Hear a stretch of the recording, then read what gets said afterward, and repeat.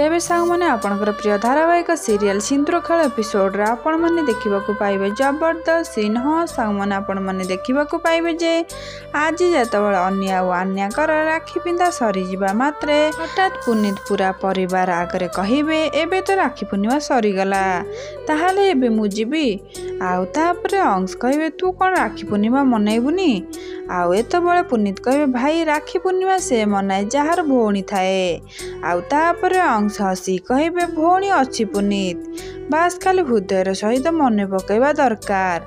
एबे अंशर कथा शुणी पुनीत पूरा रागी जावा मात्रे हठात डोरबेल बाजे आउ एतबेले झिलमिल जाइए डोर खोलिकी देखिबे कि दिव्या और सौभाग्य आसीचंती बोली। एबे पुनीत दिव्या और सौभाग्य को देखी रागी जाती आउ एतबेले अंश दिव्या को देखी खुशी हो जाती। ते फ्रेंड्स आपण मानकु कौन लगुची आज पुनीत कौन दिव्या हाथ राखी पिंधिबे? जदि हाँ कमेंट रे बोली लिखते। आज वीडियो भल लगे लाइक शेयर सब्सक्राइब करंतु।